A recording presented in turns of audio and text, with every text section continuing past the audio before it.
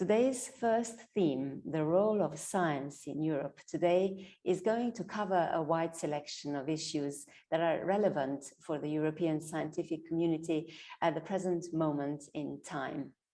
As I said already at the beginning, the European scientific community needs to create as large a knowledge network as possible to facilitate the flow of knowledge between its branches and sectors, to enable the selection and coordination of global partners in science, and effectively develop and use the integrative language of science in science diplomacy. Top scientists will present their work at the festival, their insights that are of course invaluable, thereby contributing to the promotion of research in Europe and beyond, while influencing the development of science policies to develop and effectively address global crises.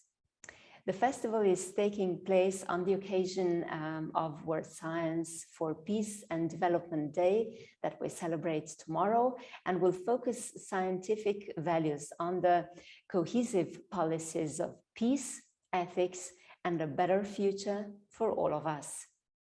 In the next 3 hours, we shall focus on the contribution of science to the development of European culture and civilization. The highly relevant theme of an ongoing dialogue and cooperation between science and culture is complex and wide, and we are going to break it down into specific viewpoints and presentations by a number of eminent scientists and experts on science from all around our continent. We shall first hear the presentation of Professor Dr. Klaus Mainzer, President of the European Academy of Sciences and Arts, Salzburg, Austria. Kindly welcome. Yeah, thank you so much. Now, first a technical question. Should I share with my PowerPoint presentation, or is it done by you? Yes, I think it is up to you to share it. Oh yeah, thank you. Okay, thank you.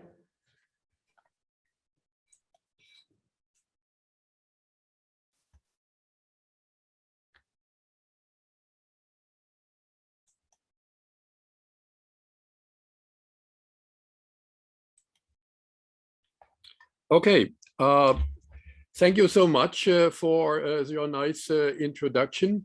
My opening speech here is called The Contribution of Science to the Development of European Culture and Civilization.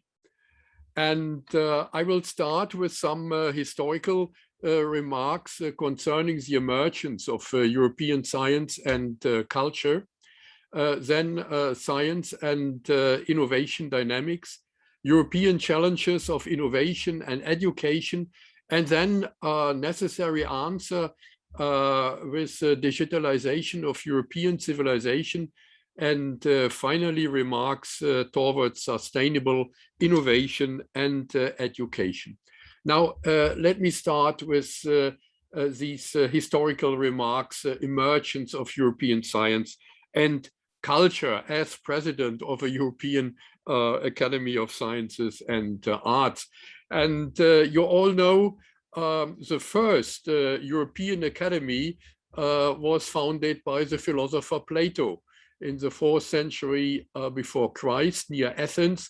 And the former students were educated already in the mathematical disciplines such as geometry, arithmetic, astronomy, and even music, as well as logic, physics, metaphysics, and ethics. And in European Renaissance in Italy, the school of Athens glorified the paradigm of philosophy and science in the famous picture of Raphael.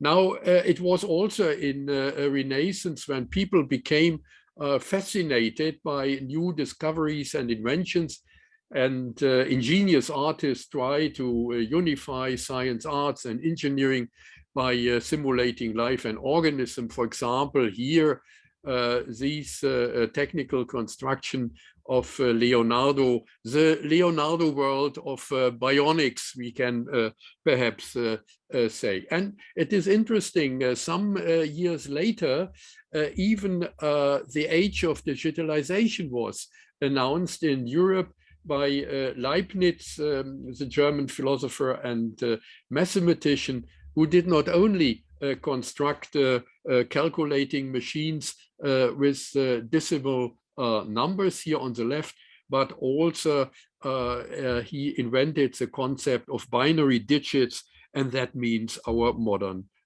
bits. And concerning physics, in modern times, classical physics was founded by Newton's famous book, Philosophiae Naturalis Principia Mathematica. Actually, Newton had a chair for natural philosophy. And so, according to him, natural philosophy must use mathematical principles of experience in order to forecast and explain nature. And in the same time, Robert Boyle, physicist, chemist, and founder of the Royal Society, demanded experimental methods as part of natural philosophy. And in his famous book, The Skeptical Chemist, he doubted in hypotheses and proclaimed what he called a new kind of experimental philosophy. But not only the natural sciences in the early period of Enlightenment, Adam Smith, the famous philosopher of Scottish Enlightenment, he became the founder of modern economics with his idea of free markets, self-organizing of consumers and producers, self-organizing by an invisible hand, leading to an equilibrium state, which he called the wealth of nation. And this development culminates in the French Revolution. Science, engineering, and arts were proclaimed as basic aims of public education and human culture.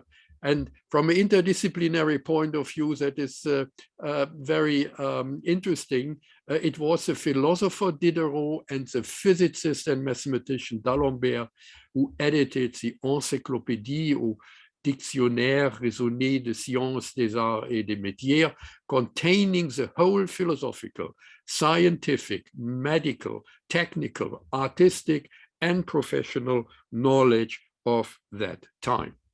And then in the following period, in the early age of industrialization, the early 19th century, the growing economies needed technical education of engineers, and during the French Revolution, that was highlighted by the foundation of the École Polytechnique in Paris, which was followed by other foundations of technical universities in Europe. So with this historical picture in mind, now science and innovation dynamics.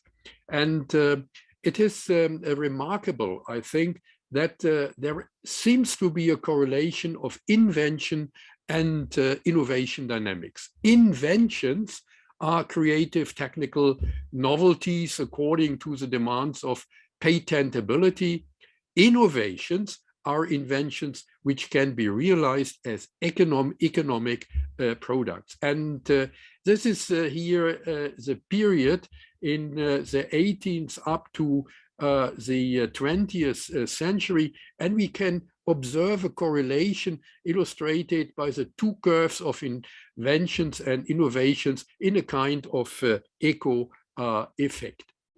It was the Austrian economist Schumpeter who introduced and distinguished the so-called Kondratiev business cycles and shorter business cycles.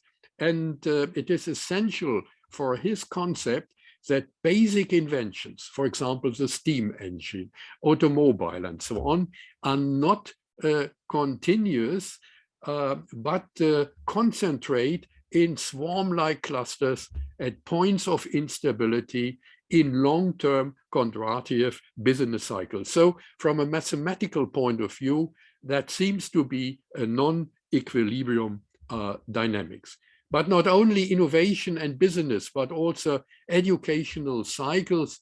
There are correlations here illustrated in the picture between business cycles, educational shares and growth of science and technology and innovation in Europe. So in the age of globalization nowadays, economic growth and the welfare of nations, Adam Smith, decisively depend on basic innovations. Therefore, education and knowledge is an advantage of competition in highly developed countries in Europe with high standards of salaries but raw material shortage. So the European Union tries to concentrate educational potentials in order to be successful in the global competition of educational markets.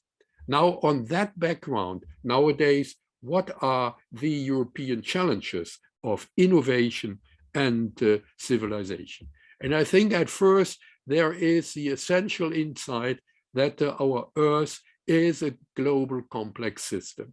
It is the perhaps the most complex system, which is not only influenced by natural causes like water, climate, biodiversity, but also by all kinds of factors of our human civilization, population growth, growth of industry, connected here by non-linear feedback causal loops, which are highly sensible with respect to local perturbation, leading to global effects of instability and chaos, the famous butterfly effect in non-equilibrium dynamics. And famous example is, of course, climate development, climate change, which is from a mathematical point of view, modeled by complex dynamical systems. We can observe the emergence of the Anthropocene as an epoch that is caused by significant anthropogenic influence on climate change. But on the other side, we must not forget the model also demonstrates that the dynamics of Earth's planet also causes changing conditions of climate. So in more local environments, these complex systems illustrate the emerging risks in chaotic systems. For example, here an urban system, extreme events in anthropogenic systems, for example, local cyber attacks or effects of the climate catastrophe initiate global cascades of nonlinear effects. And of course, we need policies of early warning systems and crisis management. So in the end, the question arises, how should we manage the nonlinear dynamics in a complex social world? And here are some highlights to illustrate the problems with these kind of complex situation in worldwide logistic traffic system here in Beijing, or the worldwide migration problems that is also the typical nonlinear complex worldwide dynamics, or the global financial markets with their sensibility to local perturbations. Now, what may be an answer to solve these problems of increasing complexity? I think one at least necessary tool is the digitalization of European civilization. And here, let us start with a highlight nowadays, namely artificial intelligence. Nowadays, machine learning often realized by so-called neural networks that are simplified computational models of the human brain, here with nodes and in this architecture. and the arrows represent neurochemical interactions of the nodes in the model. These arrows are weighted by numbers in order to indicate the intensity of the neurochemical signals. And a node, a neuron, is said to fire or to generate an action potential or to be excited if the sum of the neighboring influences, the neighboring nodes, the weights, is larger than a certain threshold value. And often these neural networks are layered, such as the neocortex of the human brain. And learning from a neural point of view only means changing the networks, the patterns of excited neurons, which is done by learning algorithms. For example, supervised learning means that at first the network is trained by a finite set of data, for example, the number of pixels in a face, and then the system in a supervised case is able to recognize the trained prototype, the face, among a huge number of other faces, pattern recognition. And deep learning, because it is rather popular today, here it is illustrated in these diagram, starting with the first layer here, quite similar to the neocortex of the human brain, by the way, with only colored pixels, and then they are connected on the next level as edges and corners, and at the third level, partial faces can be recognized, and finally, whole faces. But contrary to the limited range of only 4 or 5 layers here, in deep learning, the number of layers can be increased to improve pattern recognition, up to hundreds and even thousands of layers nowadays.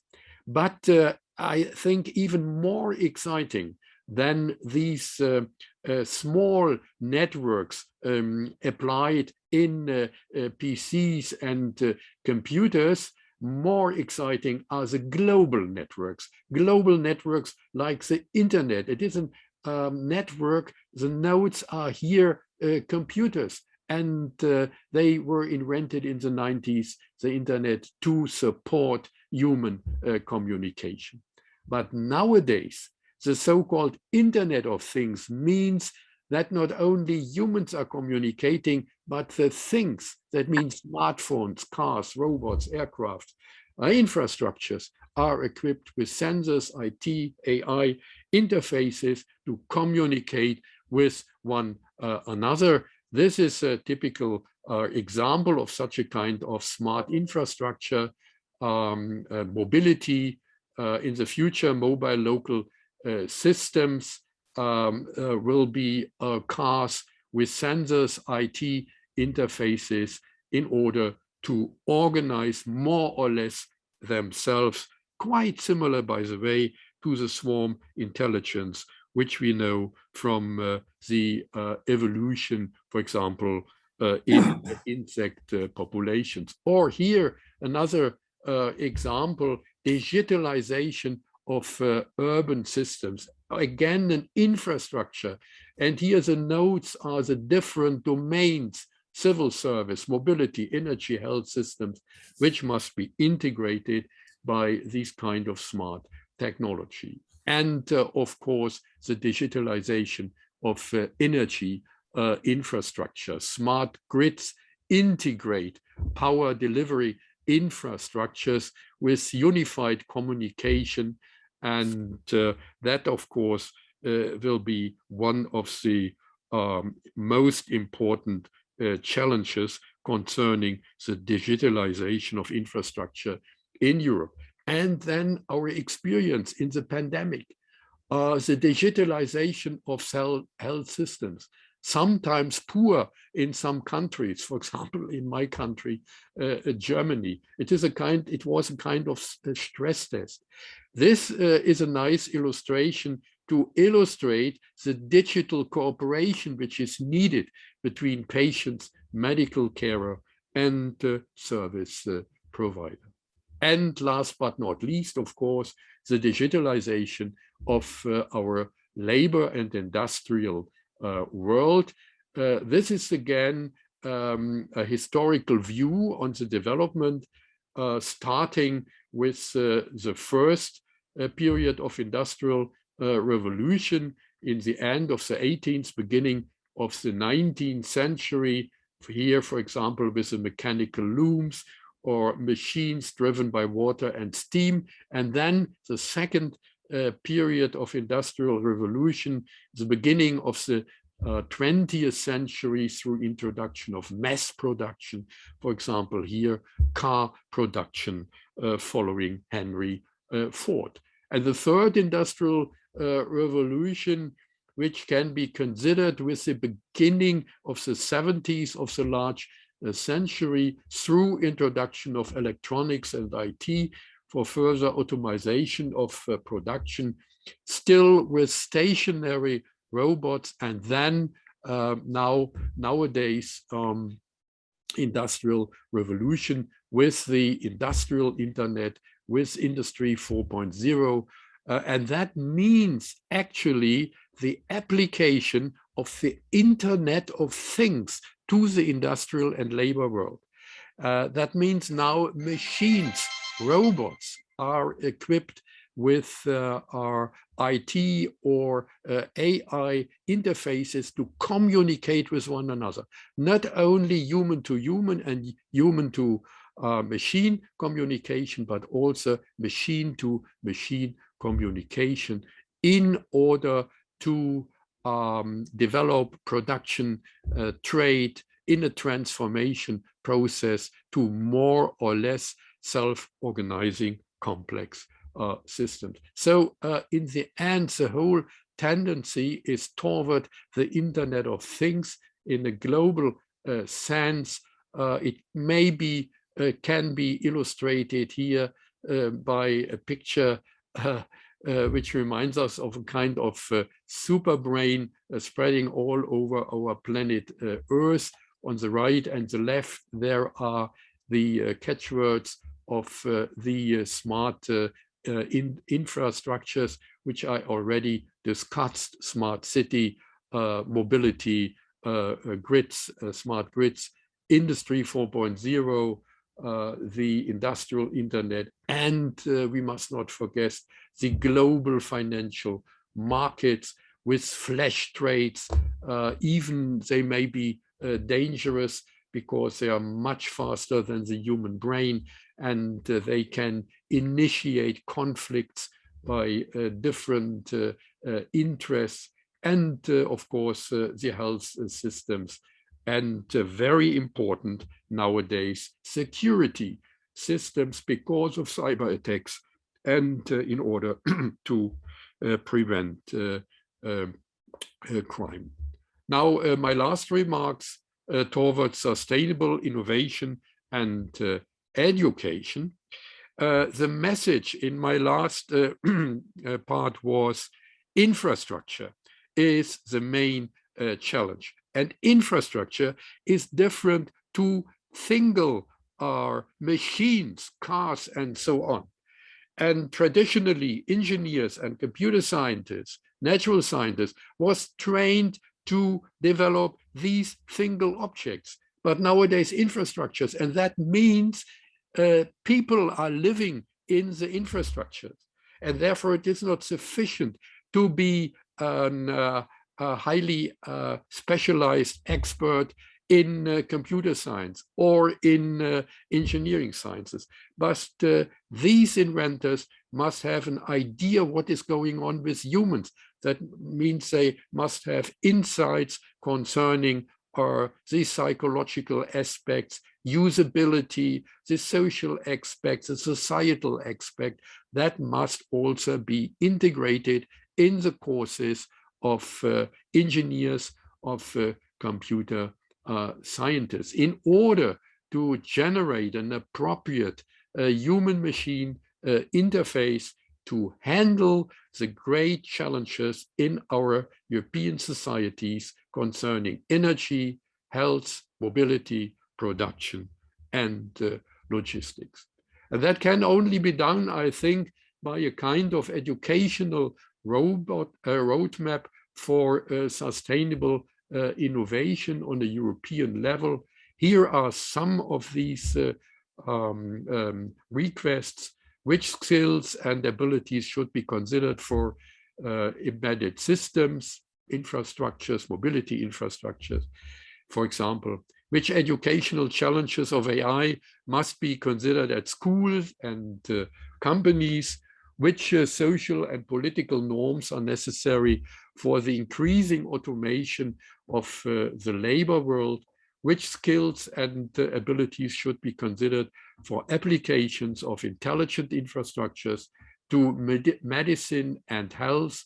And last but not least, which legal and political norms are demanded for security and trust in the age of big data? So in the end, and that is my last slide, we need education for sustainable innovation to master the increasing complexity of our civilization. I thank you for your attention. I thank Professor Dr. Klaus Mainzer, the President of the European Academy of Sciences and Arts, Salzburg, Austria, for this interesting presentation and for taking us through the fascinating historical timeline of European science all the way from the 4th century BC and the founding of the Academy by Plato to today's fascinating and more, as he said, self-contained world.